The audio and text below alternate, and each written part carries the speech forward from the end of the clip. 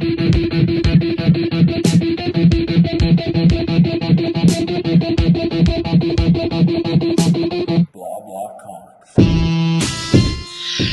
and welcome to Blah Blah Comics 2.0. I'm Derek. I'm Colby. And we still talk comics sometimes. Want to once again kind of thank everybody who's made the transition. We've talked about it on a couple of podcasts now. We've mentioned it on Respawn. We are no longer affiliated with our good friend Lance and the Night Nerd Network. We wish, of course, no ill will.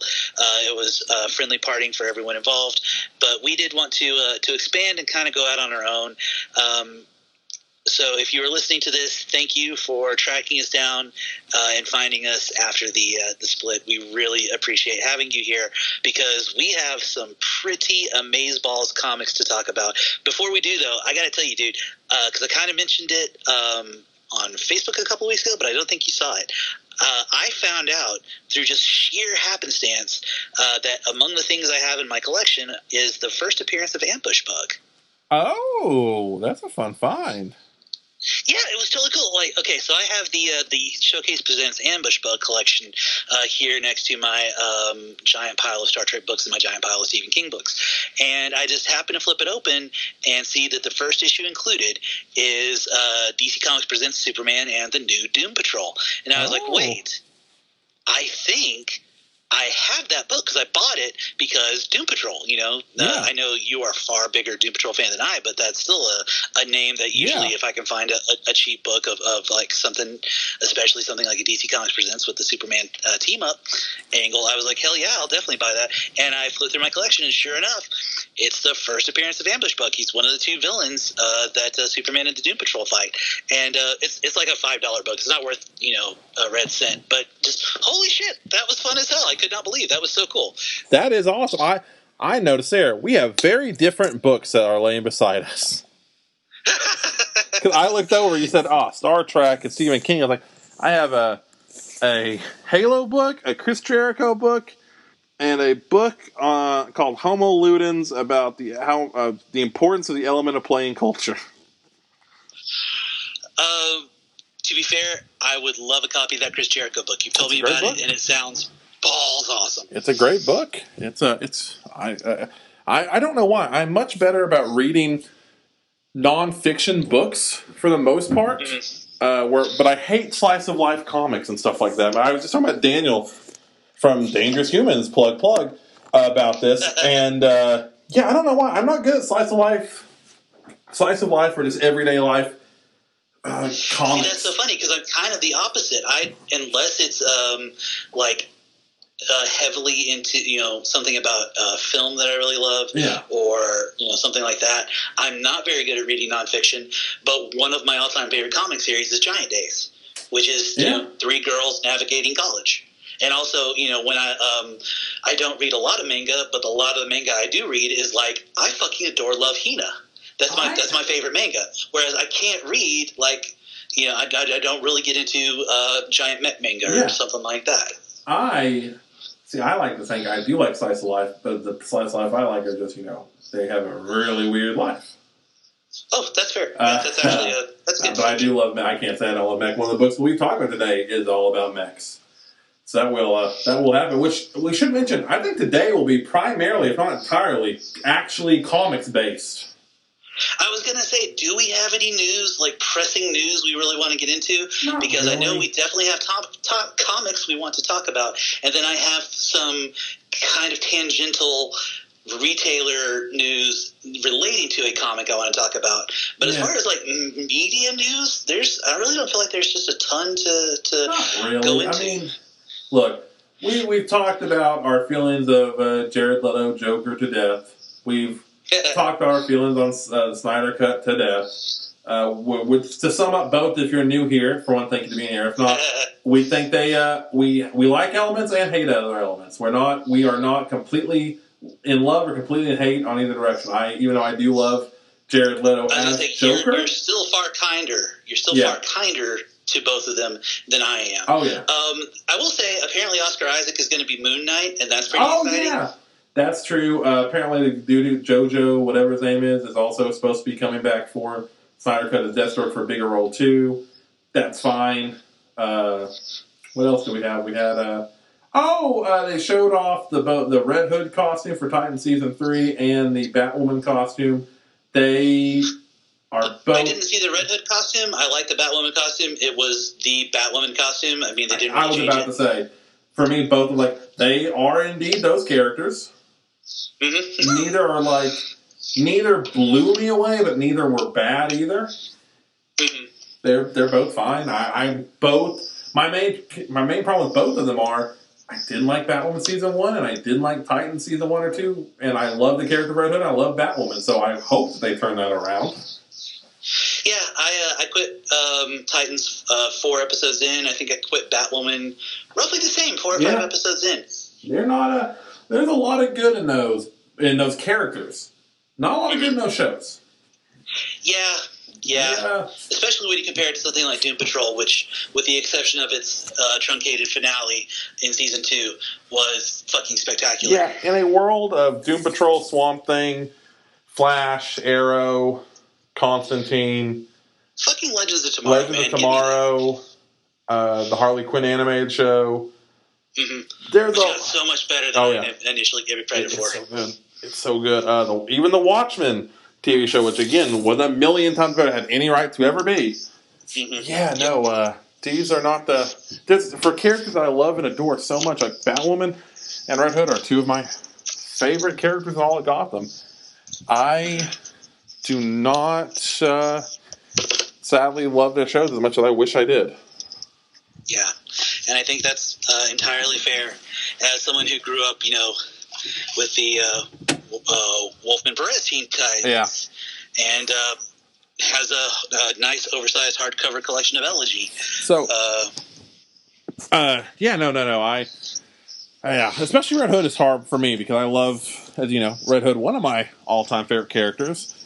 And I want to be more excited for it, but it's to the point where him just appearing in a show, kind of like Hush in Gotham, I may love the characters, but just because they appeared in the show don't mean I'll have to see it. That's true. That's absolutely true. I'm discovering Red Hood, much bigger fan base than I realized. Oh, huge. He has gotten massive.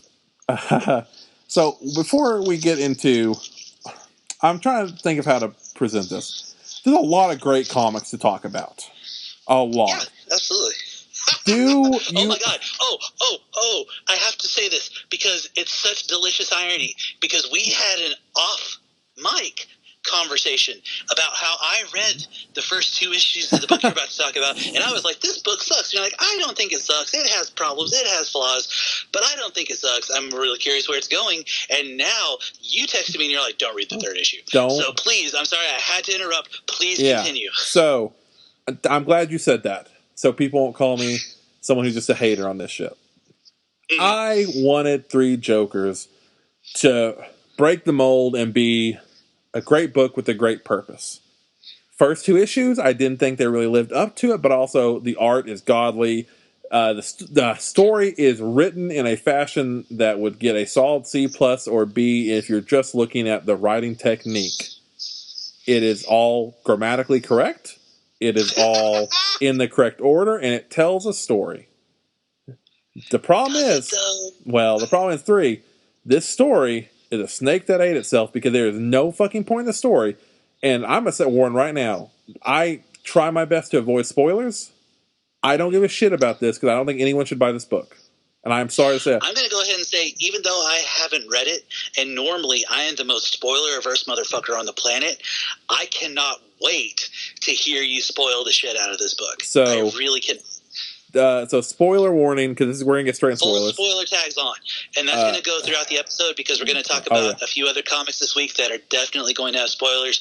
So if you haven't read comics that came out this week, including TMNT The Last Ronin, the most recent books in the X-Men series, etc., maybe go ahead and turn this podcast off until you have read those books because we are going to spoil the shit out of literally everything that came out this week. Yeah.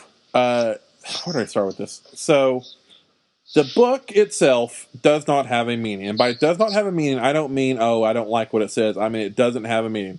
They kill off every Joker except for one. I'll tell you that from the beginning. Which one? The clown.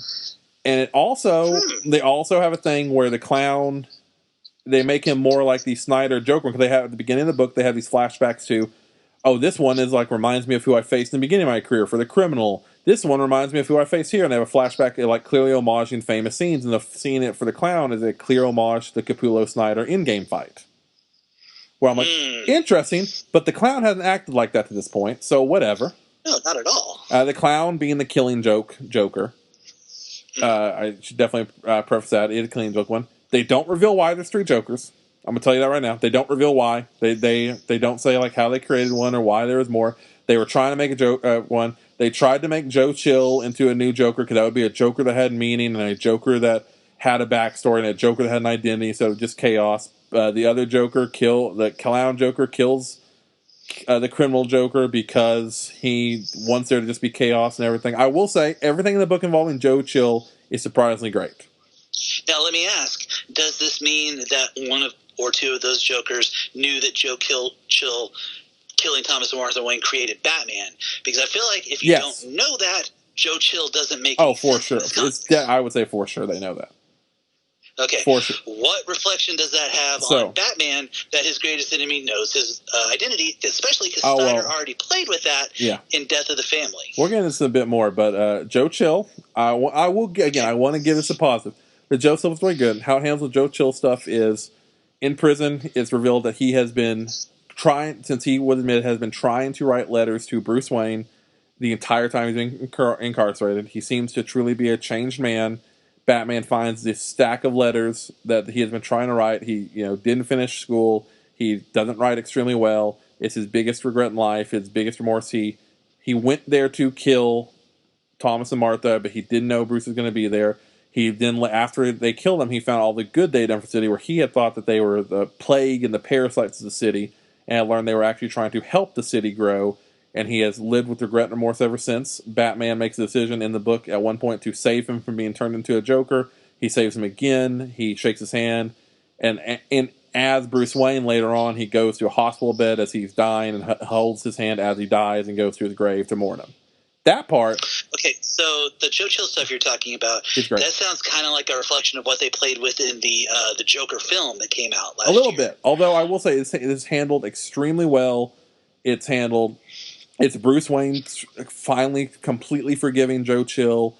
It's him letting go of that. That part's great. Here's where it gets really fucked up. And as far as the story. Because the story is built on a twist ending that I don't see anyone point out makes no goddamn sense. So, Derek, what started this? How did the 3 Jokers start? What was the first way that this book started? Well, if you're talking about the mention of the 3 Jokers, that was in Darkseid War, which was written by Jeff Johns. Now, the thing about the 3 Jokers, though, is that it is very clearly wanting to be a sequel to the Killing Joke. So are you asking, what was the initial mention of the 3 Jokers? Or what is the initial... Well, specifically, how did he find out there were 3 Jokers? Oh, the Mobius chair. Yes, what did he ask the Mobius chair? What is the Joker's name? And the Mobius chair said there's 3 of them. Yes. Now here's the problem, because revealed in this one that he's Batman. So of course, when there's one Joker left, he knows that Joker's identity. Wait, what? Yes. He already knew that identity of that Joker. He's Batman. Batman knows that. Basically the line reveals is, as I hate to sound cliche, but I'm Batman. I've known his identity since the day after we first fought. Something along those lines. It is revealed. And you're talking about so it's going to be the clown's identity specifically. Yes. But here it goes again. If he didn't think there were 3 Jokers, and he knew who the one Joker he knew of his identity was, why the fuck did he ask the Mobius chair to begin with? Mm-hmm. What is the point of the series? There is no point of the series. Mm-hmm. He then reveals he has a bigger secret, and here's the problem. The secret here is, I could see how this is a more intriguing thing, but it ends on another cliffhanger of another idea of a story, which probably won't ever get touched. If it does, I don't want to see Jeff Johns do it. It is revealed that Bruce Wayne, in secret, kept the fact that in the Killing Joke, the Joker's family, the son and the pregnant wife and born son, are in fact still alive, and Joker does not know about them, but Bruce Wayne has relocated them to a secret area.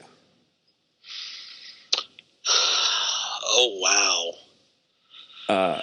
Okay. I'm sorry. I have to process this. Hold on. Yes. I'm sorry to cut you off. I have to. Okay, so on paper, I can see how that could potentially be a good idea and how it could actually fit into the Killing Joke. Here's if the problem. You spend too much time thinking about the Killing Joke and are like, okay, if the two guys sent those cops to tell nameless comedian guy that his family was dead, and he never actually went back home to see that happen, and immediately went out to do the Red Hood thing that night, and it's all a setup. Sure, that is a story element that could potentially maybe make sense, but oh my God. Here's the thing again, though. Yeah, please. This Joker's whole point is that, there needs to be chaos, there needs to be stuff. However, Batman knows, we all know the origin of the Killing Joke Joker. So that's the one Joker we know the origin of. So that alone already makes that whole thing fucking pointless. Right. We then also, I should mention that is only the last few pages of the book. The majority of this book is Batman, Batgirl, and Red Hood going to this theater to confront the two remaining Jokers and everything else happening. There's also a thing with Red Hood, and this also is just handled so sloppily. And I get on paper where maybe he thought it would be this majestic moment where Jason Todd writes this big letter about how them kissing wasn't a mistake, and how he can change, he can leave Red Hood behind, he wants to be with her, and he wants to do all this, and she just has to get back to him, and if she doesn't get back to him, he understands, and he can keep going on life and won't bother her anymore. And he tapes the letter to the door, but of course, within seconds, it appears of him walking away, the letter just falls to the floor and is swept up by a janitor. And so it's, again, just a stupid thing. I will say, another bright spot. Yeah, that's lame as fuck. It's the best Red Hood has been drawn or written in a very long time. So that's... Yeah, well, just because Jason Fabok is probably the best Batman artist of the 2010s, like of the last 10 years. And I know we're both huge Capullo fans. I was about to say, I would argue someone else, but... I fucking love Jason Fabok's Batman. He's great. Again, he'd be in my top 5, because I would put Capullo and possibly Jacques over him, but that's about fair. it. I love Capullo as a stylist. Yeah. I think he's a tremendous artist. But if we're talking about Batman artists of the last 10 years, I'm sorry, dude. I'm going to put Fabok above him. I would, again. Fabok, I can see that. I think for quality and quantity, I still like Capullo just because Fabok. I mean, that's fair. I'm sure I'm about to get roasted in the comments. Well, I feel like the problem is Fabok being so close to John's. Mm-hmm. Sadly, most of what his Batman's been attached to hasn't been defined in the best ways. Well, he also did that run by the guy, John Layman, the guy that wrote Chew. He drew those issues, and I love that run. I love John Layman's Batman run. I wish he'd gotten to do more of it. It was like Dark Batman the Animated Series, drawn by Jason Fabok. It was great. I loved it. I remember that existing, but I don't remember it much. Nobody does. Yeah. Because I think I was legit the only fan. Also, take all this with a grain of salt, because I also think Tony Daniel's a fucking fantastic Batman artist. Oh, no, I do think Tony Daniel's a great. I think he might be up there with Jim Lee to me, in like as far as defining the look of Batman for like 2005 to 11, somewhere around 2011, somewhere around there. Like Fair. I mean, as shit as Battle for the Cowl was, but it's pretty beautiful. Goddamn book. Yeah, it's a beautiful book. Pretty. So Three Jokers it has no point. It's built on what is now a contradiction. Because, again, if he knows the identity of one Joker but didn't know there were 3 Jokers, that makes no sense for him to ask the chair. Why would he have asked that question first? Why would he have asked that question? They don't ever really explain how there is 3 Jokers. Right. Like, there's never an explanation how. There's never... The 2 issues I read, there's definitely hints that the Joker has made other Jokers before. But it also doesn't make any sense to me, going back to something you said, that they're hinting that the Clown Joker is also the Capullo Snyder Joker, who is the more modern Joker. Again, completely skipping the Grant Morrison Resurrection Joker. Yeah, there's one line about the criminal Joker regrets making me, or maybe I regret making him. Right, and that also, again, that ties into something that happened in issue 2, which felt like it was trying to build towards something and absolutely failed, which was the Clown Joker, the one that gets shot in the first issue. is so completely.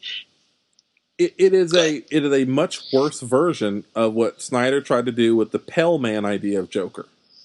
Mm-hmm. Because they hint several times that maybe the which is also not a great idea. I'm so sorry. I liked it, but again, it was handled in a way where it was never set in stone. It was never like maybe he is this eternal demon monster thing. Maybe he's not. However, it's the same thing because it's constantly hinted that maybe the clown invented or did everything. But if he did everything again, why are there two other Jokers? It is all just a weird play for power that he's trying to do right now for some reason. It's all, but to me, it ties back to Joker can't fool the fucking Mobius chair. Like, right. You are now we're expected to believe that Joker not knowingly and the Mobius chair somehow accidentally worked together and if he was making several Jokers and there had been several, wouldn't he have said they're like a crazier number, more than 3? There was also, he had a pool full of them at one time in this book that seemed like they had been there for a while. There had been which has never been his MO before. Anytime you've seen a pool full of people Jokerized, it was never with the implied intention that the Joker was trying to make more Jokers. So that's how the Joker killed people. We should mention. So I said the Snyder story. A lot of people haven't had it. The Pale Man during Death of the Family. There were a lot of backstory and hints that it was a possibility that Joker was a creature kind of similar to that of It in Stephen King. In Stephen King's It. Right. As this demon that has existed. Also reflecting the Dr. Hurt, yes. I think. Yes. This creature that has existed throughout time. It's never completely confirmed, never completely denied, and it's kind of this running thing in the background. However, again, like Derek mentioned, not one of Snyder's more popular ideas, but it was also at least an intrigue, much like his Victor Fries idea, an intriguing enough idea to where pretty much everyone at least said, I haven't seen that before. I don't know if I like it, but that's a different take. I definitely think most people have forgotten his Mr. Freeze take. I feel like that. Well, I think that was the take in Batman Eternal. They still had it, but I think I don't know. I think it was the annual. Forgotten. I think it was actually an annual. Well, yeah, it was Batman Annual #1 was his Mr. Freeze take. Oh yeah. And then but what I'm saying is that they were still going with that idea. In Batman Eternal, I feel like when I read it recently, I felt like they're still playing with Snyder's conception. But I think it's been kind of quietly just removed from continuity that was the case. It's one of those things where I honestly think it's more than likely because how DC especially was at the time, that having a fundamentally changing of a character like that would be. Have these weird, it's that weird thing DC and Marvel always are afraid of. We're like, this will make the previous good-selling books bad. Like, no, right? It doesn't do that. People will like it or hate it. If it succeeds, it'll be great. If not, again, people will just move past it. Yeah, and I definitely think that's, for people who don't know what we're talking about, in the first Batman Annual, in the first year of the New 52, Scott Snyder wrote a story that revealed that Nora Freeze was not Victor's wife, but in fact just some hot blonde chick in an ice cube that Victor fell in love with, and his mental illness concocted this entire relationship that he never actually had. Yeah. I will say, if you are wanting to be a writer, it is a great example of subverting expectation. Because that's fair. How that book is written is purposely written where the first half is all the most generic. We know this is a Mr. Freeze story. We know all this, and it has halfway through that revelation, and you're like, what? Yeah. It's an interesting thing. I want to say All-Star Batman, which was a Snyder project. There was an issue of Ends of the Earth where he confronts Mr. Freeze, and I want to say even by that point, the new Freeze story had been just quietly dropped. Yeah, it's been a minute since I've read that, but you're probably right. Speaking of that, I think 3 Jokers will probably be completely dropped. There is knowing it's sold like a motherfucker. Knowing that this is officially basically the last true story of Rebirth. Mm-hmm. It is bizarre that Geoff Johns started Rebirth at maybe the highest high he has ever done, and he's had some pretty highs. Reaching the highs of his Green Lantern, his initial Green Lantern work. Yeah, but he pulled off making Dr. Manhattan in a DC book and not pissing off everyone. That alone is something that's sad. And it's also weird because Doomsday Clock, his last book, he did a semi-miracle by having something that started off really slow and plodding and ended up being a book that a lot of people really love. Some people don't like. Some people think it's just whatever. But again, it never felt like it was completely pointless or completely fan fiction to a degree. Right. That this feels kind of like a Three Jokers or a Killing Joke fan fiction gone amok. It is weird. It's not. There's no point to it. It's 3 issues and there is no point to it. I think BatmanNews.com had a great thing where it was like, this is a just kind of decent, bland Batman story masquerading as a classic. Mm-hmm. And it is that. It looks like a classic. It feels like a classic, but the content inside is not. And I feel like, I'm sure I could get proven wrong, but I feel like history is going to bear that out. As much as the Killing Joke has never really been out of print. Yeah. As much as I can look at my shelf and probably point out 5 or 6 Batman stories that are never really going to go out of print. I feel like Three Jokers. I think it's gonna lose the zeitgeist. It also, I think it's gonna. Yeah, the timing when you've had metal, you've had death metal. We just got over the Joker War. We've had a lot of Joker-esque stuff that has happened. Right now, the timing doesn't really seem to fit well. It's been delayed several times, right? And there's no point to it. There's just no point. Like, there's nothing that happens in this book that affects anything else. It feels like a weird Elseworlds tale that just makes no sense. It is essentially a Killing Joke sequel, but a very vague one, where at least Doomsday Clock had the balls to be a Watchmen sequel. Yeah. See, that was actually when I started hearing, because I started hearing reviews of Three Jokers last week, just spoiler-free reviews. Nobody wanted to break an embargo, but they were saying that it had a new angle on Killing Joke, or at least an angle that it felt like, something I kind of stole earlier, that Jeff Johns has spent a lot of time thinking about Killing Joke and drew some wrong conclusions.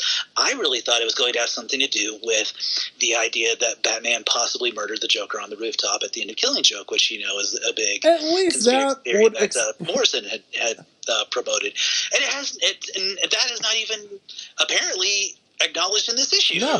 At least that would have explained something to the core idea of why there are 3 Jokers. Mm-hmm. No, instead he leans on yet another cliffhanger that will go elsewhere. And I know people are probably like, oh, but you could say this foreshadowing because earlier in issue 1 or 2, he sits down with a family of mannequins and he wants his family and blah, blah, blah. No, just because... Oh, yeah, I forgot about that. Just because there's one foreshadowing scene doesn't make a twist ending that doesn't matter, make it better. Like, again, had this story been what happens instead of 3 Jokers, I'd probably been okay with that. Had this been a straight up Killing Joke sequel and we found out that Batman had hidden away that family, then you know what? I don't care, because people also, I feel like there's a lot of younger fans, and I know I can be classified as younger fan in some regards, but I mean people who are very new to comics who say, oh, well, this makes Killing Joke canon, and I don't know how I feel about that. Like, fuckers, Oracle was canon for several years. Mm-hmm. Like, Killing Joke's been canon. Yeah, that's not new. That's the unfortunate thing about Killing Joke. Yeah, it wasn't meant to be. It was never intended to be, and then it became canon in the 90s. Should mention, side note, I've been reading Alan Moore's Providence, and they're doing a Kickstarter for that book.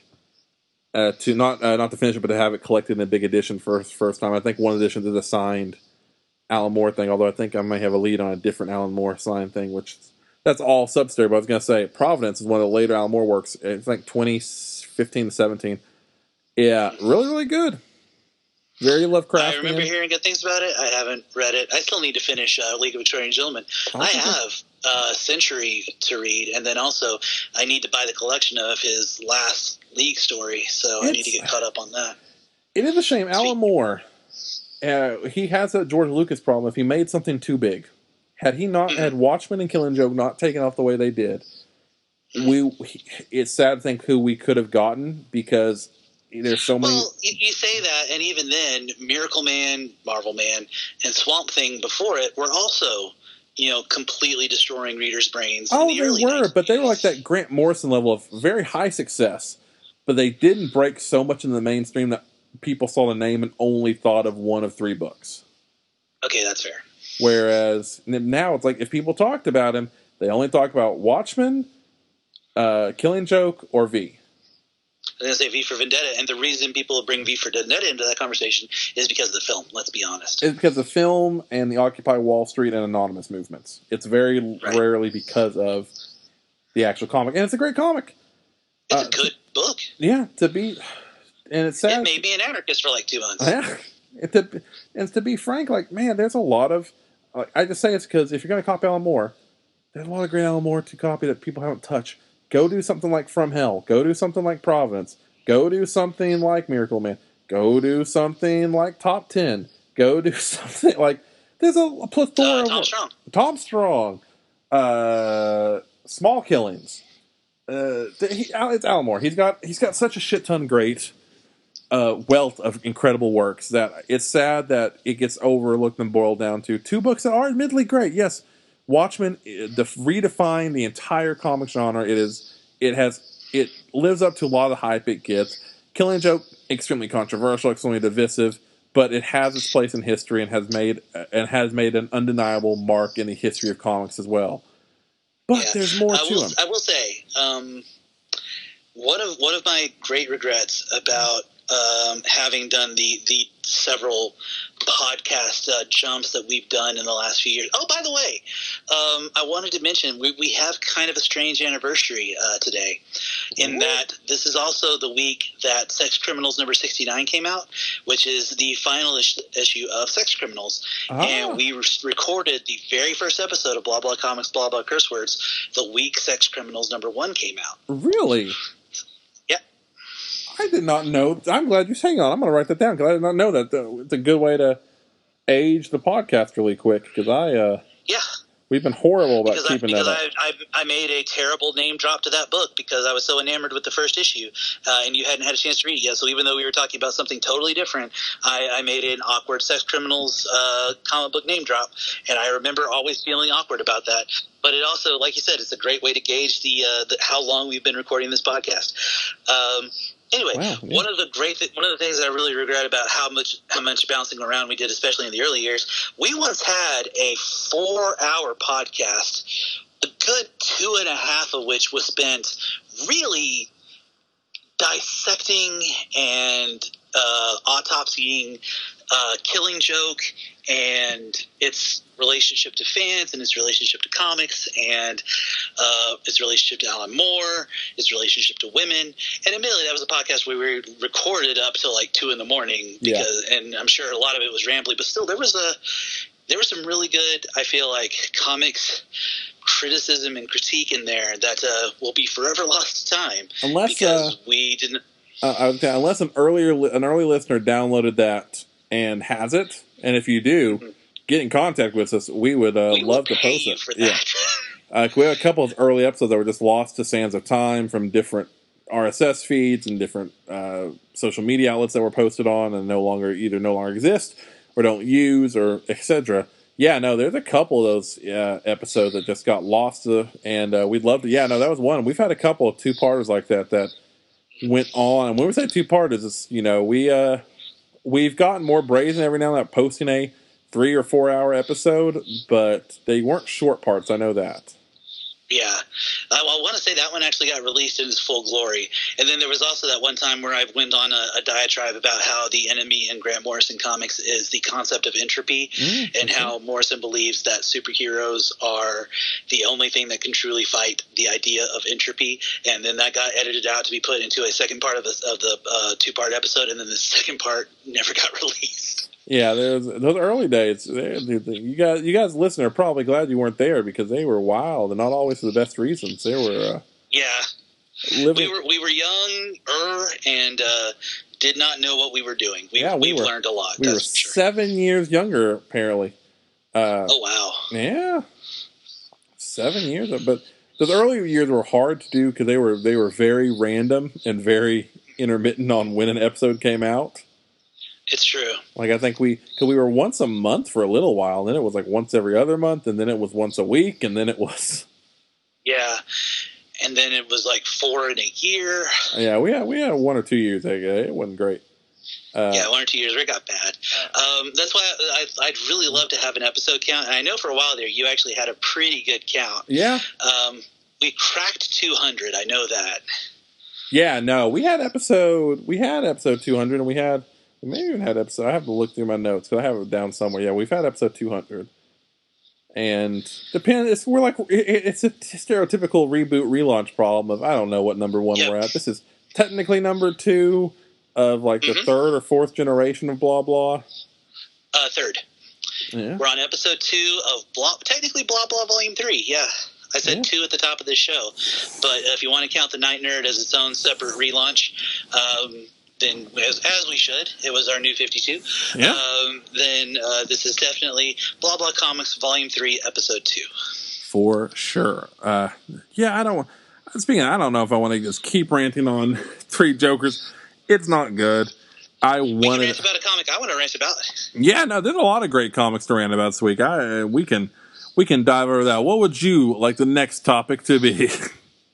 So let's talk about another oversized book that cost more than your average comic that had some interesting release issues and also has a major spoiler that I'm about to give away. Finally, after literal months of waiting, because I got spoiled on the concept of this by both Lance and Kevin Eastman when I went to see him at a con, Teenage Mutant Ninja Turtles, The Last Ronin, story by Kevin Eastman and Peter Laird, came out this week. Yes, I actually read this one as well. I'm so glad you did, because I really want to talk about it. So let's go ahead and get the big spoiler out of the way. The last surviving turtle is the turtle that you would never have expected. I mean, let's be totally honest. Is it though? Like, so this is my thing. It ends in a question mark, and I was wondering, could that possibly mean that they're not sure which turtle? Well, I think she's just asking him a question is the thing. The fact is you don't see him using his signature weapons, that's for sure. And you do the thing that really threw me is that there is a one turtle that talks a lot more like, because so one of the conceits of the book is the Last Ronin is haunted by his 3 brothers. They kind of talk off screen, and they kind of live behind him and around him, and he's like constantly talking to them in kind of a spirit form, probably more of like a mental thing than an actual spirit thing. I know. I had has been established. A slight sidebar. There was one page right before that reveal where I had a different interpretation, but I don't think it's it, because right after it goes different area. When they went to like this weird thing where they were all not wearing masks inside of his brain, like having a hallucination. Mm-hmm. For a moment, I went to Grant Morrison. It's like, oh, maybe they're all 3 inhabiting the same body, and they're just taking over at different moments. And I was like, I don't think that's it at all anymore. But I was like, that is way too Morrison-y. No, it's who were you just talking to, Michelangelo? She's asking him who he was talking to. Oh, so I thought they were the comic. Definitely, yeah. Oh, well, definitely Michelangelo is the Last Ronin. Oh, see, I thought there was a comment because I must have misread. I thought it was, who are you talking to? Michelangelo? That is definitely a way to process it, but I don't think that is what they're doing. Oh. I 100% believe you on that. I know you are probably at 1,000. That's how I read it, but that's also... I do think it's interesting, though, how they faked this out, because the back cover is red with a giant R. And yeah. I just assume the other covers are going to be like purple with a giant we should.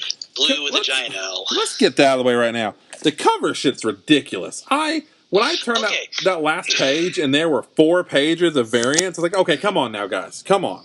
Now, but I want to address that because I did not realize until I bought this comic. Because, last week before the comic even came out, I got an email from my comic store saying that due to overwhelming demand, if you had reserved a copy of Last Ronin, you were going to have to pay for it in advance. So I did. Let's put my credit card information in. I trust my LCS. No biggie. They, the copies that the store had on hand for the first issue, regular cover, were double cover price with no credit, no exceptions. And the reason for that, I found out from my retailer, is IDW printed the issues before they got final orders from retailers. Oh, interesting. Yeah, so they ended up shorting retailers nationwide. And then having found that out, having learned that nobody got the amount of comics that they had pre-ordered for their stores, and then turning to see that they had the audacity to do 40 or 50 variant covers, including apparently a 1 in 100 variant that is tearing up the collector's charts right now. I was fucking furious. Yeah, apparently this is something they've been doing for over a year. The guy at Star was saying they are not adequately filling orders on their books. That's so fucked. So because I was gonna say I got a second a second printing without even thinking about it, because I ordered it late. They haven't put in second prints yet. Second prints aren't coming out until December. So if you got a physical copy, you got a first print. So I have no clue what I have. I know because I bought the digital, or I think I pre-ordered the digital, but then they kept changing and kept changing.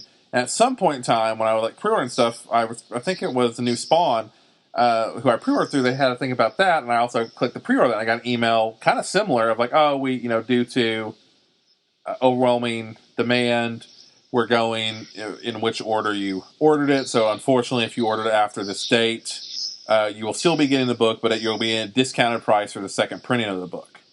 So I got a $2 refund or something. I was that's cool, whatever. And didn't think about it. But it's crazy because a lot of places are already and maybe this is why, because I didn't realize they were bad about shorting, because I saw a lot of places weren't taking pre-orders for the second print anymore, even because... I know Star is currently taking pre-orders for the second printing, which is expected in shops in December. Yeah, so that I don't know. That would make sense, though, if they were shorting people. People are okay, we're going to go what we know they'll send us. Mm-hmm. I don't know. That is where you get weird. If you're literally artificially inflating the bubble because you have a book that people are excited about, have a book that people want, and now not only because one thing if you don't make enough, another thing if you're actually shorting because. At a comic, for people who don't know, if you if you're a comic shop, if you go to your comic shop and say, I want to pre-order this book, and it's before the final order cutoff date, and they're still not meeting that level, that's fucked up. Yeah, like I said, they had printed copies before the final order cutoff, before they got the final orders. That's weird too, because when they announced it, they knew it was going to be popular. People were going crazy. Even me, who I own the only TMNT book I own right now is I have this either I'll find out when it gets here which printing it is, but I have a printing of this coming at some point, and then I have Body Count in deluxe hardcover. Which weirdly, this kind of gave me some Body Count vibes. It did. It's so future tech and playing a lot with those ideas. But yeah, getting back to IDW, I also wanted to talk about. Something else that was mentioned by my LCS, and I don't know if I'm telling tales out of school, probably not. This is public information because they are a publicly traded company. But when IDW first went on the market as a publicly traded company, they were trading at $30 to $40 a share. They're currently trading at $3 to $4 a share. Yeah. Well, and this is a company whose almost entire output is licensed material. Teenage Mutant Ninja Turtles, Transformers, G.I. Joe, My Little Pony. Almost their entire output is 80s nostalgia. And if they're not making money off of that market, I don't know what to say. I will say we'll get to the good, because there's the good, because we'll say this book's fucking amazing. The actual book is fantastic. To keep on that track, we haven't talked much about Future State. We'll probably talk more about it later. But Future State, we're both very excited it's happening. We're both. I know I'm much more enthralled in actually buying it. Although how they're releasing it, it's interesting because, like even if you buy one book, you're getting 4 books. So, right, you'll still be keeping up. Yeah, I'm very excited about a lot of things and how certain people are releasing new books. I think there's a lot of interesting shit. The way that Razor Blades is coming out, the way that Donny Cates just dropped his new book, the one you feed, the way that a lot of people are handling books, I'm very excited about, and it is really sad to see such an antiquated and old and archaic way that IDW is handling a release of their most looked forward to book since the early '90s. I would say, this is This is the most I've heard about IDW in my entire life reading comics. This should have easily been, and I don't know, it may still be. This should have easily been, considering Batman 3 Joker's number 3 and not number 1, probably the best-selling book of October because it's an $8.99 price point.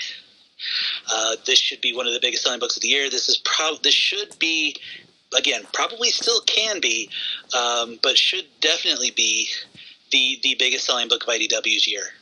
And this should be for somehow, some way, either purposefully or just ineptly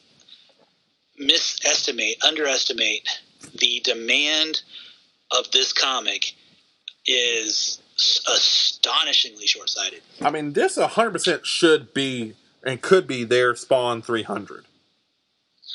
Like, Batman 3 Joker's number 1. Yeah, I mean, well, I mean Spawn 300 in the sense of like this should take them back from being, hurting for attention and money and being at the top of the food chain again. But the fact that they're doing it this way has me worried that this may actually end up backfiring in some weird way. Mm-hmm. Like, I didn't know that. That even me that upsets me because like I'm really excited about it, and for like again, the fact that I had ordered a book and I've never had it happen before, where a book was like, you were past FOC. We normally take these past, but we're not going to be able to meet this. And it's weird because I won't name names, but it was one of the bigger people who export and send out books physically. And like, I've never had a problem with them. Like, I have 2 companies I do it through. And I can say them. The 2 companies I use, so you can narrow it down, are mycomicshop.com and Things from Another World. And the fact that they're both extremely reliable. And it was weird to be like, that's odd. I spent so much money with my comic shop, dude. Yeah. I get They're it. both. There's a growing market in it, but I will say if you want your books the fastest, and it's kind of, I don't know if I can say this because we live in the same state as them, but my comic shop is probably the best on getting them quick, fast into your door, and then like the best boxes. And Things from Another World is great. Also one run by a virulent Trump supporter, so I am unhappy finding out that I've given them so much money, but also they really are the best there is at what they do. Yeah, it's not. I will say it's not shocking because a lot of the people who are clinging to physical seem to, for some reason, be in that market. Mm-hmm. But so it's not the most shocking to me. But no, they do great. They do great work for what they do. However, I've never had an issue with either of them at this, and the fact that was an issue for it sounds like almost all of them is sad. Like from what I could tell, from what I was learning from my LCS, is that it was a retailer-wide shortage, and this is not the first time in the last year or 2 that IDW has done that. But I think it is the biggest that they've done. And again, from a completely just to add to this, from a completely unverified source, apparently the 1 in 100 variant is attracting some collector interest. I believe. I don't know which one that is. In a world where Punchline books for a minute were going for like extremely high for all of a couple months, and it's still way too expensive. I believe it. Yeah. I believe it. But to focus on the good news, the book itself is great. Oh, it's a fantastic comic. If you can get a copy, and that's another thing that I don't understand why the collector market is what it is, because you can easily get a copy on Comixology. Yeah. Well worth the read. It is an incredibly well-told story. Oh, yeah. Again, the story concept is by Kevin Eastman, Peter Laird, and I want to say Tom Lyle had some input. Yeah. Or not Tom Lyle, but Tom. Tom something. And then Eastman co-wrote with Tom Waltz, sorry. Yes. And then Kevin Eastman co-wrote with Tom Waltz, those two have collaborated on a lot of the current IDW stories coming out as well.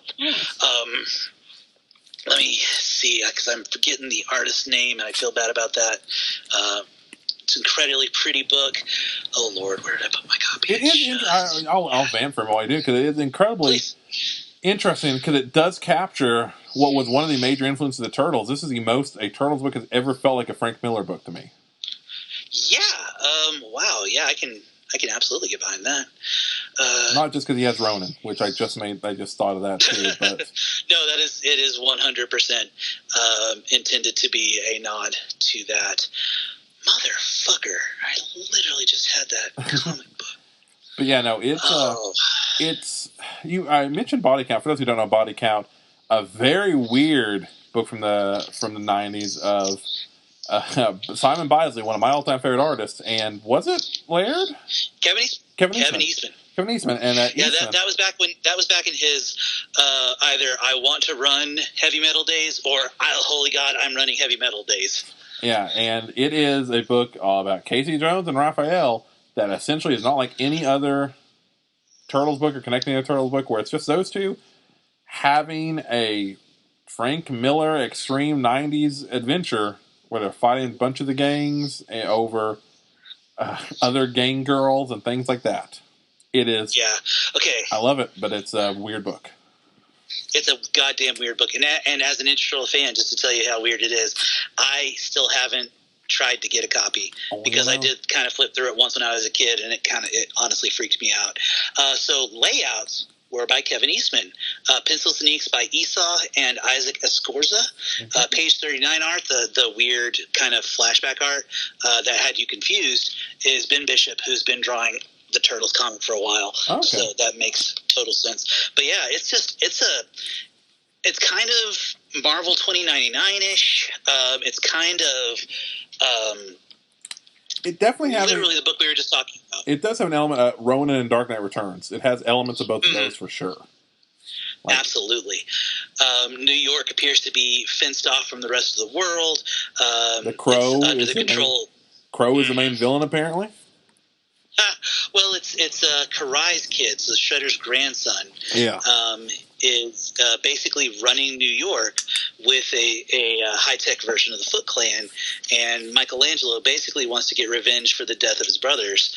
And again, since we're on full spoilers here, fails and initially decides to commit seppuku to atone for his failure, but cannot bring himself to do it, is found by some street urchin with the last name of Jones, who, and then Michelangelo wakes up and finds he is being medically tended by an older, battle-scarred, yet still wearing a yellow jacket, April O'Neil. She knows what she looks best in, Derek. That's all she does. It's true. Which it's a fashion icon. Someone who does love Casey Jones, I'm excited and hopeful he'll have a big role in the next issue. Or at least a role. You know, I figure he's got to show up. I mean, yeah, he's got to be. I mean, you have to expect that girl is a daughter of Casey and April, right? Oh, of course. Yeah. I mean, those two have had all kinds of alt reality children. Yeah. I will say there was one thing that kind of just a tiny bit disappointed me. My backdoor pocket Ninja Turtle story for years has been the last Ninja Turtle story, and I wanted to tell the story of the last adventure of the four brothers together, and this feels like I am probably not going to be able to do that. Yeah, you get to tell the second to last. Yeah, exactly, because this is the last turtle, and I can swallow my pride on that one because it's literally Eastman and Laird to some extent coming back. Yeah, I was gonna say, this is the first book that they're back together on in like decades, right? Well, they did a collab cover for I think it was like either a pinup or a Retail and Center cover for Ninja Turtles number 100. I think Laird did some inks over some Kevin pencils or something. They did an artistic collaboration. But this is apparently, if I remember correctly from what Kevin Eastman was telling at the story at the con, this is a story that he and Peter laid out decades ago. I believe it. And never told. So it's still enough of their baby that Laird gets credit, but I don't think he was actually involved in the production of this particular issue. Because this does, again, reek of that early Turtle in a good way. I mean, it's wearing its influences on its sleeve, but it never becomes, speaking of Three Jokers, it never becomes a pale shadow of what it's influenced by, but it keeps it firmly, you know that, this is people who, they love that European hardcore. We mentioned Biasley and a few people, they love Frank Miller. They love this shit, and they put it in their own way. Because I would bet money that this probably... you mentioned body count. I would almost bet money that body count it kind of maybe spun out of this, for Eastman at least, of these ideas. Because this sounds like the same family tree of that. I was gonna, it has a weird echo of body count without the, I don't mean this in a bad way, without the absurdity of body count. Without the absurdity, again, when you have 90s Bisley at his top and Eastman at that weird stage of Turtles are popular again, but not necessarily the Turtles he wants to make, but other comics, the kind of comics that he liked, and the weird shit is popular, and so he's going to take these comics in that direction again. In this weird, this really weird story. It's like, because there was Body Count, and there's that other one I always get confused with Body Count, where it's like really bizarre, where they have like a lot of augmentations and weird. That shit. Was when Eric Larson had the Teenage Ninja Turtle license, and he had that. They recently reprinted that as Teenage Ninja Turtles Urban Legends. But that was a run of the Turtles books under Eric Larson's Image home. Yeah. No, these this would fit at home with that era of the Turtles, and I mean that in a great way, because it feels so different from the Turtles that we know, like people like me grew up with, or people that have watched Rise, or the CGI one, or any of the cartoons that have come out in the past 2 decades. I will say, though, as someone who has been reading the IDW series since issue 1, it feels very much at home in that world, without being a book that you need to know that mythology in order to appreciate. I mean, there's absolutely no reference to the Mutanimals. There's a reference to Karai, but Karai has kind of become a bigger character than just this one property or that one property that decided to introduce her. The idea of Shredder's daughter has pretty much permeated Turtles media, but there's no Jennika. There's no reference to Jennika, who is a very important key part of the IDW mythos right now. To the point where Michelangelo doesn't have her weapon along with his brothers. So we could, while it fits at home in that world, it doesn't necessarily have to be an extension of. You don't have to know the IDW mythology to enjoy it. We could honestly also, in a weird way, put up similar in a weird way to Old Man Logan. Yeah. Oh, wow. Yeah. It has that weird kind of everything you recognize, but slightly distorted, and great grandsons and grandsons and daughters, and this one literally last Ronin of the era that you recognize, running around trying to right the final wrongs. And it's I really enjoyed it. I'm really excited to see where it goes. I'm hoping there's no massive delays. I think we've already had the one delay, because it was originally, I think, supposed to be an August book, and then it was supposed to be a late September book, and now it finally came out in the last week of October. So I think the series is back on track. God, I hope so. It's a 5-issue miniseries. Each one is ridiculously oversized and priced to meet that oversized. I want to say, and I'm about to hold it up to the book just to make sure I'm not wrong, it's at least as large as, if not slightly larger than... Nope, it is the exact same size as the Harleen comics. Oh, okay. From the DC Black Label. Like 44 pages of content. Mm-hmm. Something like that, because I think it's 46 pages, but again, legitimately the last few pages are just realtor exclusive variants. To the point of absurdity. Some of them are really pretty. Yeah, I mean, some are pretty, but like, I saw the first page and there was 7 of them. Like, okay, that's cool. And I turned the page and was shocked. Oh, there's another page. Oh, there's another page. And then there's also 2 retailer incentive variant covers in the front of the book. Mm-hmm. You got cover A, cover retailer incentive A, cover retailer incentive B, and convention exclusive Kevin Eastman cover. We need to find a name for that. I was just saying, need to find a new name for that one, because I don't know how many quote unquote real conventions that that'll be more digital exclusive to ComicCon.com. I did see he was doing a signing at a comic book store somewhere near him on his Instagram. So that makes sense. that could, hey, go get that cover. Who's the older one? Is it Eastman or Laird?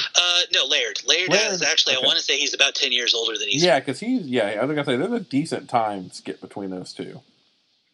Yeah, and you can, I watched that Toys That Made Us, which apparently neither one of them was happy with how that ended up turning out. Which is kind of weird, because I thought it ended in a, even if it's exaggerated, I thought it was a decent, I liked it. I mean, the episode was good.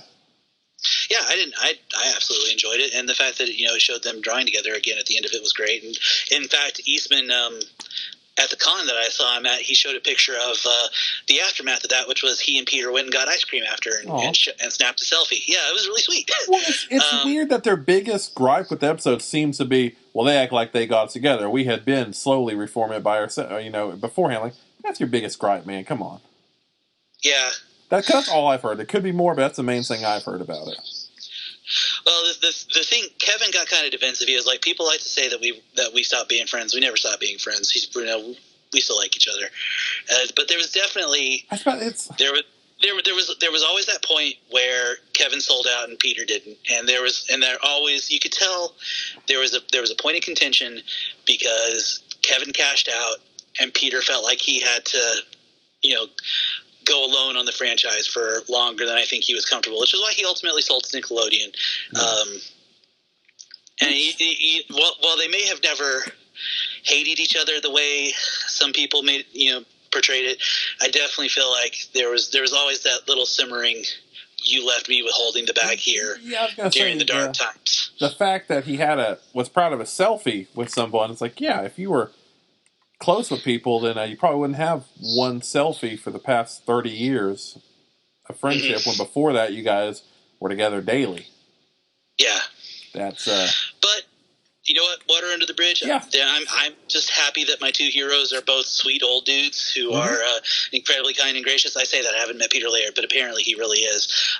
Having met Kevin Eastman, that phrase, never meet your heroes, that person who said that did not have Kevin Eastman for a hero. That guy's a fucking mensch. I love him. Yeah, I've been very lucky to meet a few of mine. There are definitely assholes out there, but I've been very lucky. And I think the key is, never meet heroes when they're mid-tier. I don't know what it is about mid-tier people who are never mid-tier people who could have been always seem a bit more asshole-ish. Yeah, I will say apparently Ed McGuinness is kind of a dick. He was not a nice guy to my artist Derek when we went to a show. But the three big genuine heroes that I've had the genuine pleasure to meet, Chris Claremont, Kevin Eastman, and Derek Robertson, are also the three best Comic Con experiences I've ever had. Oh, that is awesome, and that's very cool. Yeah, no, I'm very lucky, and most of mine are similar. Where I haven't, in the comics world, if we're talking about comics especially, it's so far the people I've met, whether it be Greg Capullo or Snyder, though they were extremely cool. Jacques was Becky Scott Snyder and Tom King were both super crazy nice guys. Yeah. No, there's been several people that have been beyond sweet, beyond nice, have been beyond amazing. Jacques, Becky Cloonan, they're near the top of that too for me. And they're all very, very cool, very sweet people. So I'm very happy to say that. But yeah, no, this book, despite that, the price point is a stiff one, but I would say it is worth it. It's about the same price as Three Jokers, and if you're wanting to spend money on one $8 to $10 book this month, please pick this over Three Jokers. I'll say that. Indeed, yeah. I definitely do not regret my purchase. I do kind of regret supporting IDW all of these years, because apparently they are into some less than spectacular business practices with comics retailers, and that's really upsetting. Yep. Real quick, I'm going to do a quick, what I'm going to call lightning round shout out to a bunch of books that I know you haven't read or picked up or Kickstarters that are coming out. So really quick, Donny Cates surprise dropped The One You Feed, a book that's loosely connected to God Country. It's a name your own price book right now through Panel Syndicate.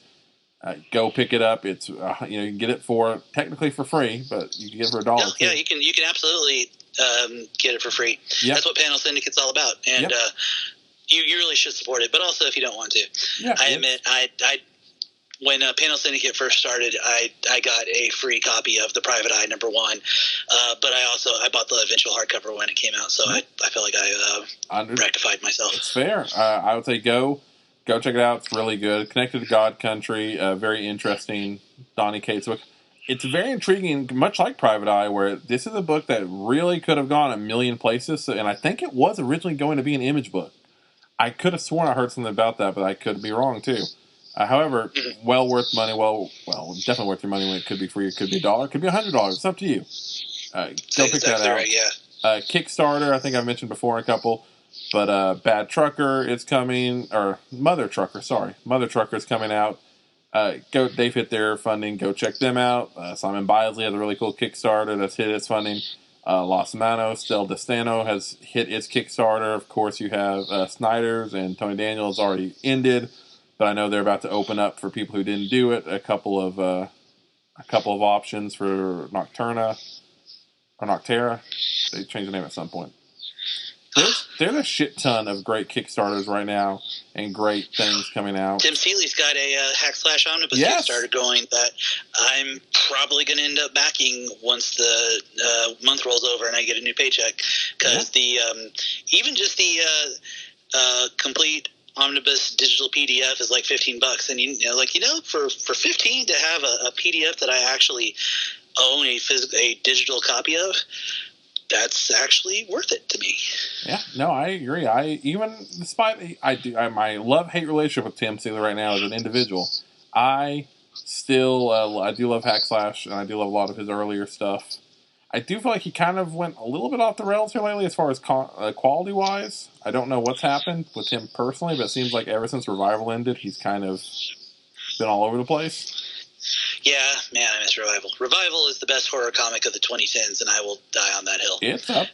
I would gladly put it up there. It is that. Honestly, it's probably for me number 2 behind Witches, but that's also Snyder and that's your proclivity, man. Yeah. So it's hard for me to pick anything else, but yeah, though it's a great book. There's tons of great Kickstarters. We'll also mention, and new books came out. Heavy #2, Max Bemis through Vault. It's still very, very good. Giga #1 came out. Very excited about that one.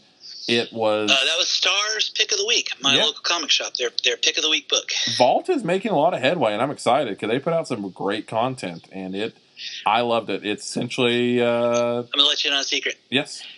My current professional goal is to get published by Vault Comics. I think that's entirely possible, to be honest. I think they have a great lineup and keep on adding more. Giga #1's incredible. I'm very much hooked on it so far.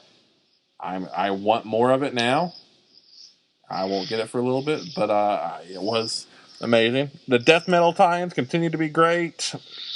There is a Department of Truth was also really great. It continues to be another incredible one. Tynion is an incredible writer. I will say I read Batman 101, and it was not bad. It's kind of resetting the structure of everything. So maybe Batman can become a really good book again. Last Roan. Let me look. Fingers crossed. Yeah, I hope so. Dracula Motherfucker I read recently too.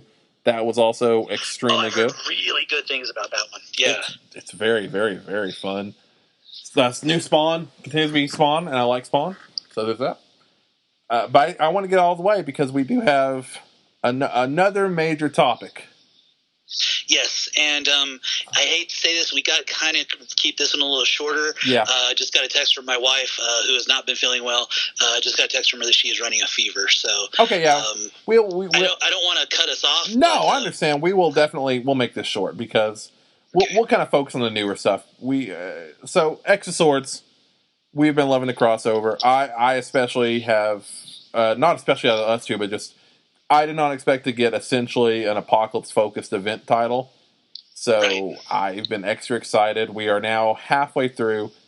We, really quick, we talked off mic. Did you ever get to finish last week's? But, yes, I am completely caught up on X of Swords. And I don't have the hate for Excalibur you do. Really? Man, me and Daniel were talking all day about that yesterday. And he's a teeny supporter. He's a Teeny Howard supporter. And yeah, no, I hated it. Everyone just felt out of character and was weird. And I don't know. That's there's been one issue that I hated. I'm not going to make any bones about it. I did not enjoy Excalibur. It was. I didn't hate it. It was one of the weaker issues of the crossover. I think it made more sense again, and this is something we kind of talked about. Now that I've read it, I can confirm it does make more sense if you've been keeping up with Excalibur, because then you know who the weird ass Excalibur Captain Britain Corps is. But yeah, it's I feel like it did a good job of setting out the playing field of Otherworld. Keeping that side of this crossover going. To me, it had too much of what I would call the MCU humor problem, where like after every serious moment there was a weird dialogue joke that didn't seem like it was like, oh, we don't need that here, especially with Madrox, or what's his name, King? Is it King Madrox? No, you're thinking of King Jamie Braddock. Yeah, Braddock, King Jamie.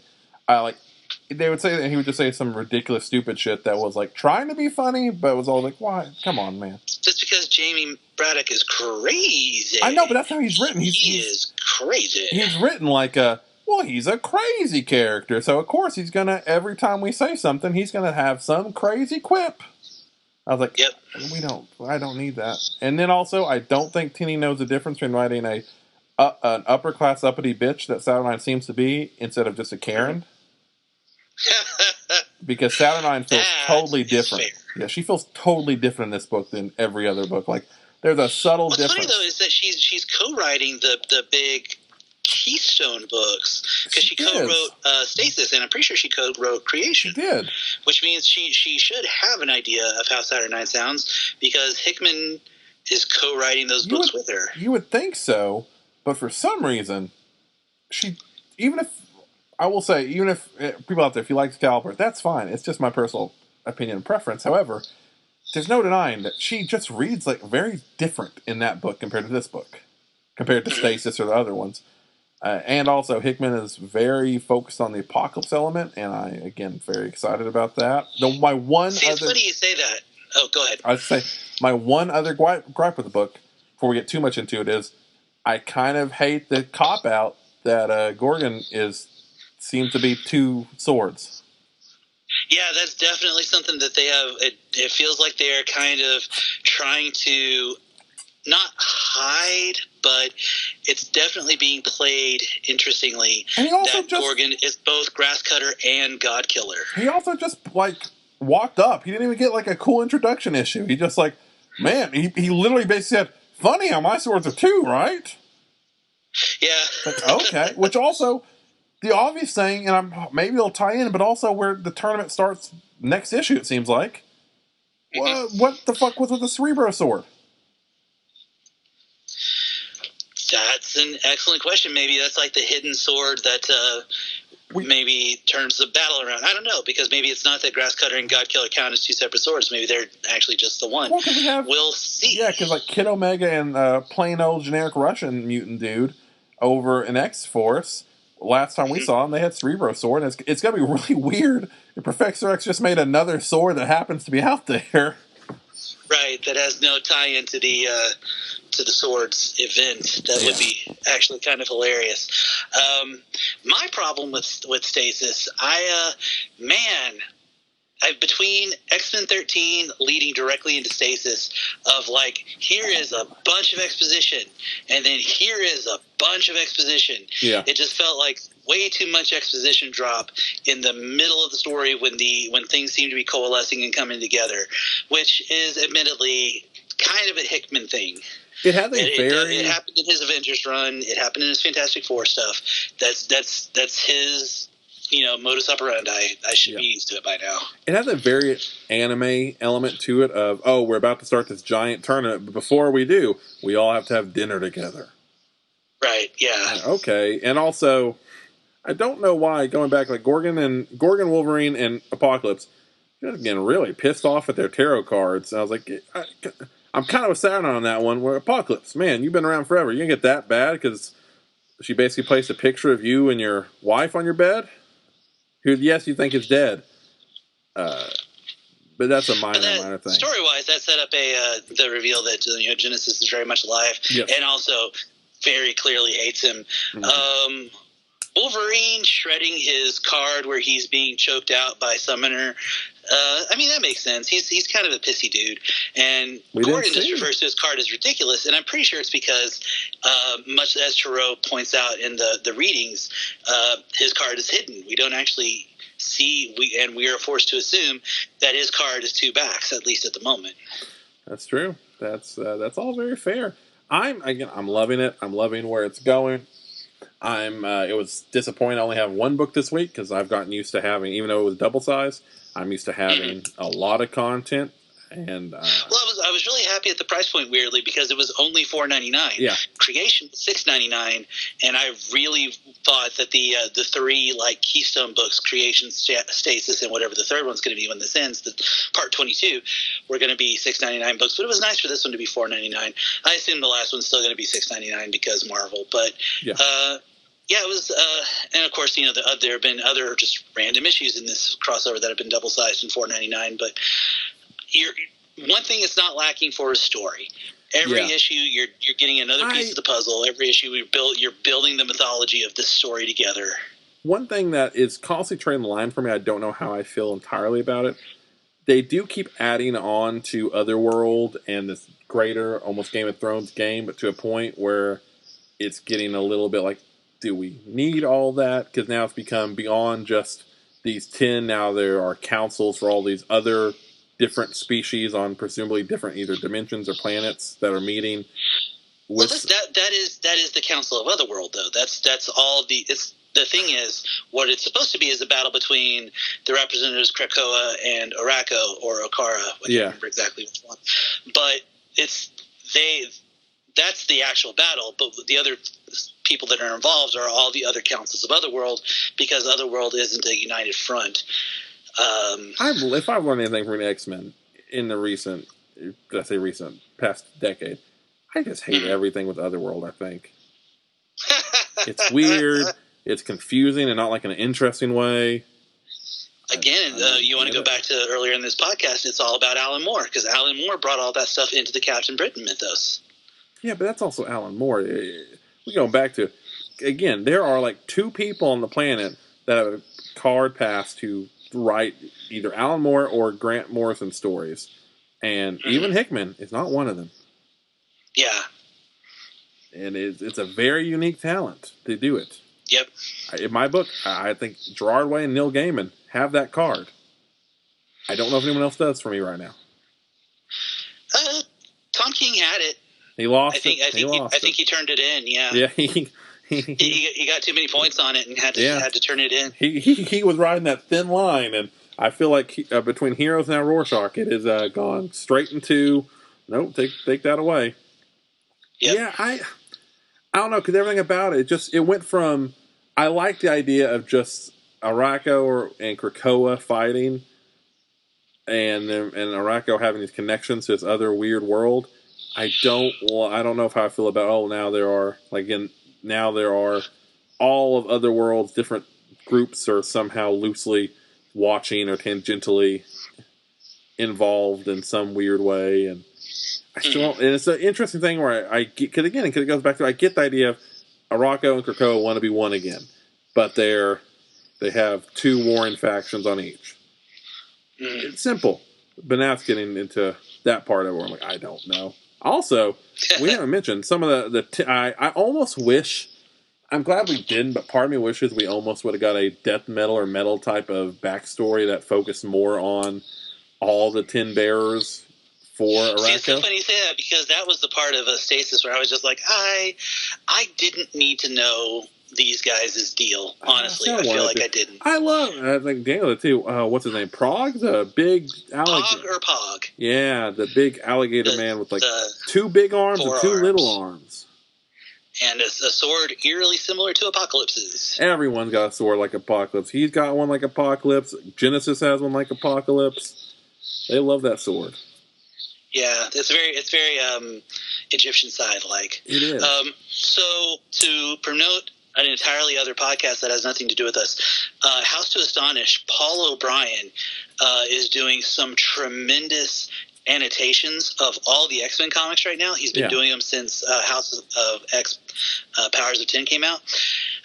His annotations have been absolutely invaluable during this crossover, especially for an issue like this, which introduces a bunch of new characters or characters we've only seen once or twice before. It's housetoastonish.com. It's the X-axis is what it posts under. So if you go there and it's not at the top of the feed, it's pretty easy to find. Highly, highly recommended if you have any kind of, story questions about what's going on. Because admittedly, the X-Men universe is pretty insular and complicated at the best of times. And right now it definitely seems to be maintaining that trend. I've been pretty addicted to his annotations. I would absolutely recommend checking those out for yourself. Yeah, no, though, I think that would be a good thing because it does introduce, like, Hickman loves playing with a lot of very specific elements, and as much as I get excited because I'll recognize that, like this random Rise of Apocalypse versus Dracula, weird lore from here or there. But again, I wanted to ask, what is, because I've read Apocalypse versus Dracula, and I don't remember any of this being from It's mostly just the idea of, like, his original clan and original kids and some of that. It's very minute stuff that's, like, hinted at more than anything. I can see the tendons of Rise of Apocalypse. Yeah. But I was not seeing the Apocalypse Dracula stuff. But that makes sense. Yeah, no, it's little bitty things, and that's why I love that he's exploring those. We're getting the weird territory. Also, this is a side note. Who's not a mutant on the X-Men team that Apocalypse keeps talking about? Oh, shit. I knew this. I'd have to... Let me look at the issue real quick, because I know this. Because he kept saying we're mostly all mutants. I kept trying to figure out which one's not a mutant. He might just be talking about Warlock. Maybe. As Doug's sword. Because I was trying to think who is and who isn't. I was like, isn't everybody? And again, maybe Warlock. Yeah, now that I'm looking at it again, I think... Oh, no, sorry. Captain Avalon is actually not a mutant. Okay. Captain Britain's not a mutant. Betsy is. Gotcha. That would make, Brian again, Otherworld. I'm telling you. Mm-hmm. It's a big blind spot. Yeah, no, Brian Braddock's a human. Betsy Braddock's a mutant. They are twins, but he did not get an active mutant gene. He is a hero because he chose the Amulet of Might over the Sword of Right. And Finn's Britain. I do really like that Jamie continues to wear Mr. Sinister's cape. Yeah, that's delightful. But also, I know it'll come back. However, what book was it? Hellions. Hellions clearly fucked up. Not stopping this tournament before it began because they all got their swords and everything, and it's not even kind of mentioned. That was my one little bitty thing. I'm sure it'll pop up again, but also. Oh yeah, there's at least one more issue of Hellions in this crossover. So yeah, for sure. We already knew that it wasn't going to happen because clearly they're not going to have this event, and then oh no, the Hellions actually stopped it. Yeah. But no, it's definitely the Red Skies tie-in of this particular crossover. My one thing is, I could think maybe one of them does be able to, since they're already in Otherworld, already there. Maybe one of them could be another sealed or sword wielder. Maybe I guess you could throw Psylocke in there.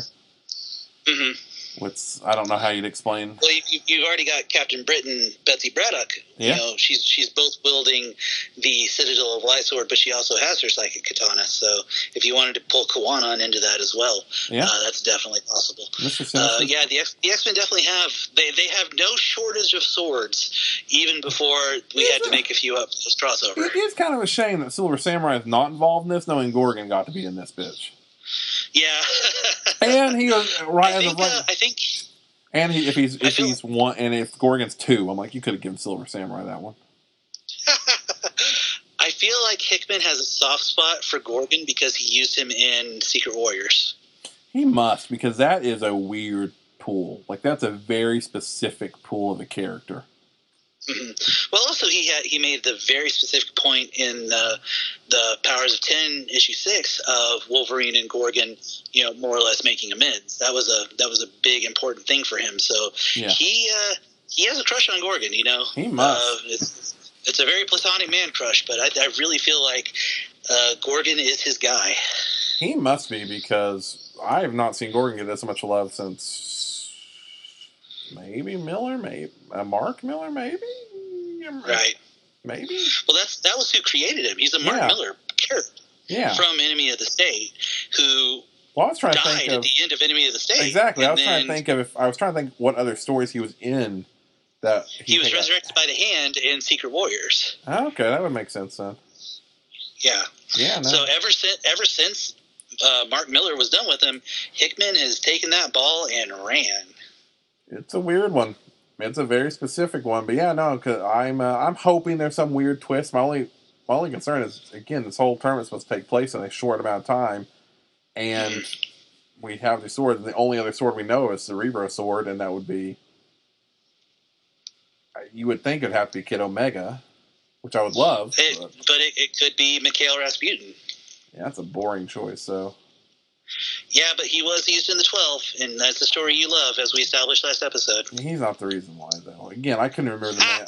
I couldn't even remember the man's name when he popped up into X-Force. So he clearly did not make a very great impression of me, ever. Totally fair. He's there.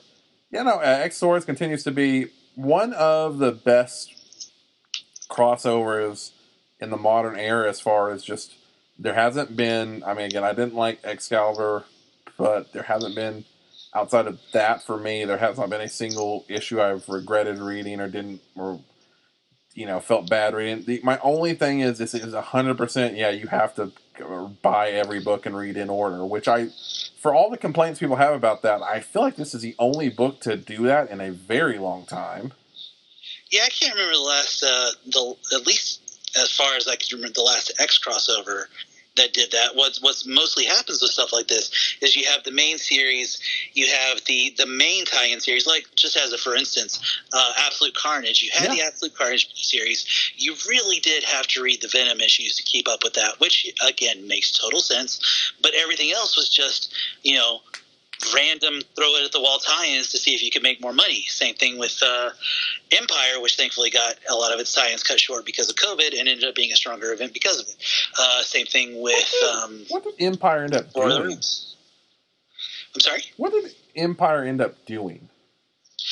Not much of anything, as far as I can tell.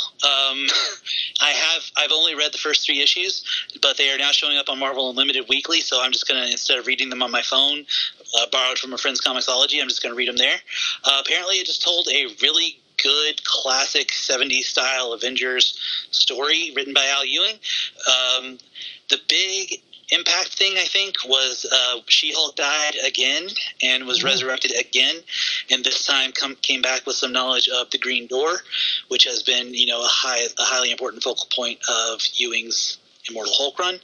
Yes. Which I, of course, love and speak highly of. And Immortal She-Hulk, his one-shot dealing with the fallout of that, I think I spoke on a recent podcast, was tremendous and spectacular and great on almost every level. So, but as far as universe impacting story impact, I think much like War of the Realms before it got short shrifted because Null is coming, so we've got to clear the deck for King in Black, as opposed to letting this stake out and shake itself out the same way Maximum Carnage kind of upended plans for War of the Realms. Interesting, because I will say, because I know there's a tie-in next week with Venom, where it's like Web of Venom, Empire's End or something, and so I don't know. I guess Null just killed them all or something. I don't know. I have no idea. All I know is I'm looking forward to finishing it up on Marvel Unlimited.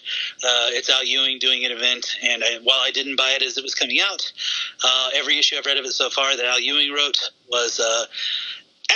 As I mentioned on a previous podcast, if Death Metal is the Slayer concert of comics, then Empire is the New York Philharmonic Orchestra concert. True. Kind of dull, kind of what you were expecting, but very, very, very well done for what it is. True. Yeah, although, not to be this person, however, based on sales, it might be your local player's interpretation of the new. It might be the LISO Love Symphony Orchestra performance. That's fair. That's fair. It is weird that Marvel is just since COVID and we got nothing but events, baby. You got Empire, we got X of Swords, and we got King in Black. If you don't like those, get the fuck out. Daredevil is still very good. The most recent issue of that definitely renewed my faith in Zdarsky. The last couple issues, in fact. After the Daredevil turns himself in story that ended issue, I want to say 20, ended the first big block story of his run, the first act, essentially, it feels like. It definitely started to feel like for about an issue we were going to retread some Brian Bendis Ed Brubaker territory. Yeah. He's definitely recently turned that on its head. Bringing back a major supporting character from the Mark Waid run has helped. I should not have doubted Zdarsky. He continues to make Daredevil a comic that is absolutely out of the park. And also we're Hot Shots lightning round. Incredible Hulk number 30, or excuse me, Immortal Hulk number 39 nice. Was fucking gut wrenching. Oh. I don't. It'd be hard to describe it without spoiling it, and also the emotional impact's not there if you haven't been reading, I don't think.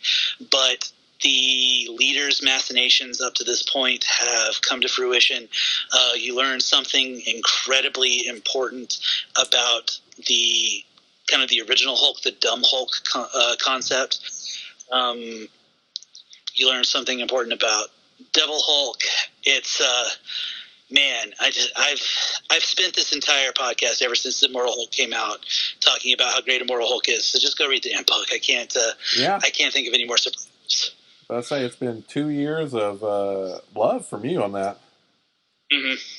God, weird thing it's 2 years because again, we always talk about it, but the amount of comics that come out in a 2 year period is shocking. Because it's a mostly twice monthly book, considering Ed Bennett draws the vast majority of it. It's not one of those that has a cyclical artistic creative team. Ed Bennett draws the majority of issues, so that's really tremendous. It's a huge, amazing long run. But you mentioned it. We've got coming up. Next week we have more X of Swords. Next week's is actually a fucking massive week. I can't say just X of Swords because there's a ton of shit next week. Also, next week is the skip week. I've got I'll be having a signing at unless COVID completely strips this from me. We will be doing a COVID-safe masks and social distancing signing at my LCS for Spaces Awful issue 3 and my new children's book on Saturday. So I will not be able to record. It is definitely a skip week next week. No problem. Any word on Spaces Awful on Comixology? Well, okay, so I'm going to be completely upfront with everyone. I submitted the file, and when I did, I forgot to reattach the cover that I'd unattached to do as the preview image, and I got a notification saying that it was tentatively accepted. However, I had to submit a file with a cover for the comic, not just a cover for the preview image. I did that last Friday, and I still haven't heard back from them that the book has been received. I thought I was going to get that earlier this week. Still hasn't happened. Hopefully I'll get some kind of notification tomorrow. And if that's the case, it should hopefully be out in a couple of weeks. Okay. Maybe as early as the first Wednesday of November. Oh, that'd be awesome. But soon. It should be soon. Oh, fuck yeah, no. All right, because I'll probably how I read in touch you in person, how I get the third issue. So I'm totally excited to see it. Quick behind the scenes thing, just for people like me who normally like supporting artists. Do you make more money off a digital comic or a physical comic right now? Neither. Oh, well, fair. Basically, any money we make physically gets reinvested in reprinting books for the most part. Okay. Digital comics, it's a decent setup. We ask for 99 cents an issue digitally. 50 cents of that is ours, and then we split it. So we make a solid quarter for every issue of space we sell digitally. Okay. Money is not the reason we do it.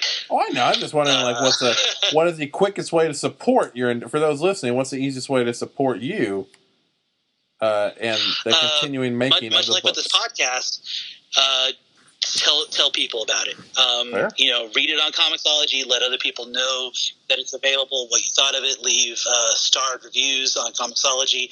If you're interested in getting physical copies, hit me up on any of our social media places we're about to go over, and I can get you physical copies sent out.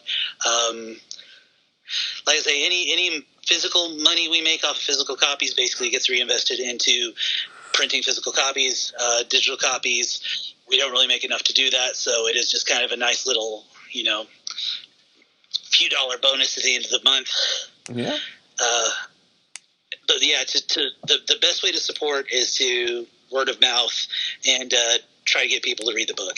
Hell yeah. Well, where can they find you to find this content? It's in most of the same places you can find us for this content as well.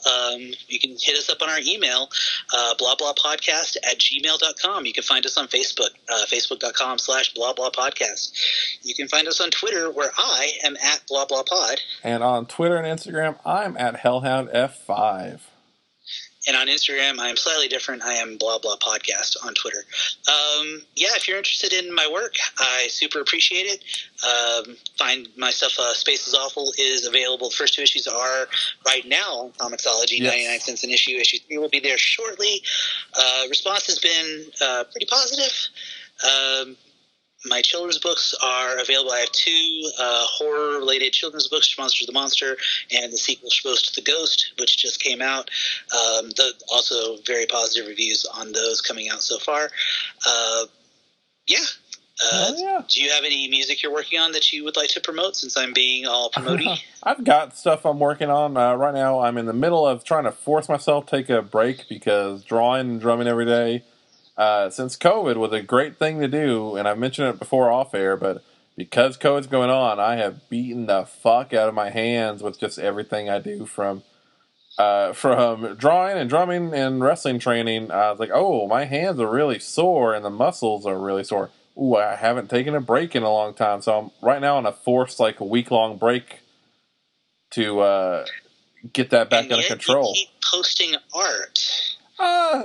Emoji of chin scratching. Yeah, there's a couple. I say a week. It's been about 2-3 days, maybe. And again, I know I say this every podcast, but I am so impressed at the quality of your art and how it is improving. Oh, thank you. Literally every picture. You're finding your voice. I can see where your references are coming from, but that's slowly fading. You are absolutely growing and discovering yourself as an artist, and it is a genuine pleasure to see happening over the internet. I should say, for those who it's all on Instagram, it's the past several weeks have mostly just been a bunch of different wrestling ones. That's most of what it's been. So if you don't like wrestling, I'm sorry. I go in phases of my love. So sometimes I'll be heavily on music, sometimes I'll be heavily on wrestling, sometimes I'll be heavily on different comic characters. We're firmly in wrestling right now for the most part, and a couple of music that sneaks its way in there, but that's about it. Yeah, no, I've got a few things I'm working on. We'll see, again, in the COVID world, when is the best time to do it. I may go back to try to release a song a week for a little bit before the end of the year, so I did that at the beginning of COVID. Hopefully try to do that again, because I've got a few ideas I haven't explored too much, and maybe I can turn that into another 6 or 7 weeks of music. We shall see. That's coming up, but then so are the holidays, and that makes everything more interesting. For sure. Absolutely. Anyway, I do want to say, out there, because it's our new feed, please, if you like what you have heard here, or if you like anything you hear on Respawn, on Dangerous Humans, on anything we do, share. I don't care if you just share it on Twitter without any context. I don't care if you share it on Facebook without any context. If you put it on Reddit, if you put it anywhere at all, we will thank you. We love hearing from you, too. Let us know, what was your favorite book of the week? What book are you most looking forward to? And also, what do you think of X of Swords? And what do you think of Three Jokers? Did you hate Three Jokers like I did? Did you love it? I would really like to know why, if you did. If you're not liking X of Swords, I'd like to know curious. Too. Yeah, we love hearing different opinions and all opinions. We've got, like you mentioned, next week is going to be a skip week. And then after that, we'll probably get back on comics. By that point, there will be 4 or 5 more issues of X of Swords to talk about. It's true. Yeah, I think I plotted it out. Next week's going to be a skip week. Week after that is going to be a blah blah, and the week after that has to be a Respawn. So you'll get a little bit of all of us in the next 3 weeks or so. So hell yeah. Thank you all so much for listening. This has been a really super fun episode to do. I don't know why. It's just been a real joy. It has. All episodes are a joy, but this has been particularly delightful. So, thank you all so much for listening, and we'll see you in 2 weeks. Bye, everybody.